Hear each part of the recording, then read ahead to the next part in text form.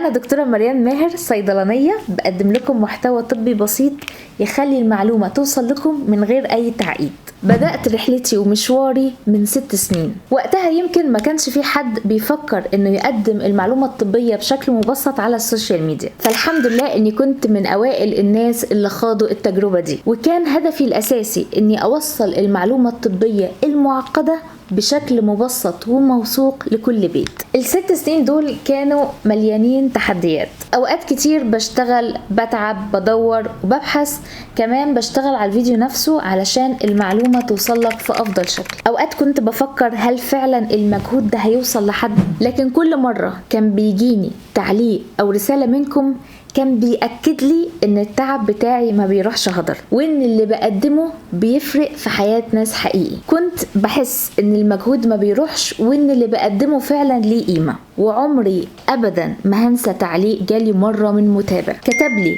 النهاردة اول يوم في حياتي اتعامل طبيعي، وبفضل فيديوهاتك قدرت ابطل تدريجيا ادمان الادوية المخدرة اللي كانت مدمرة حياتي، شكرا من قلبي. الكلمة دي كانت بالنسبة لي أكبر من أي جايزة، وكانت السبب إني أكمل مهما كان الطريق صعب. والنهاردة رحلة ال6 سنين وصلت لخطوة جديدة. الحمد لله أنا مرشحة في مسابقة ديجيتال كرياتور أووردز كأفضل صانعة محتوى طبي، ودي من أهم المسابقات اللي بتكرم صناع المحتوى اللي بجد بيأثروا في حياة الناس. الترشيح ده شرف كبير ليا، وصوتكم هيفرق جدا معايا. وبصراحة دي أول مرة أطلع أقدم فيديو بالشكل ده وأطلب منكم فيه دعم مباشر. أنا مش متعودة أطلب، بس المرة دي مختلفة، لأن الفوز الحقيقي مش ليا لوحدي، الفوز الحقيقي لينا كلنا، لكل كلمة شكر، ولكل رسالة دعم، ولكل متابع صدق في رسالة العلم والمعرفة. دعمكم وتشجيعكم المستمر هم اللي صنعوا الفرق معايا. الأجمل بقى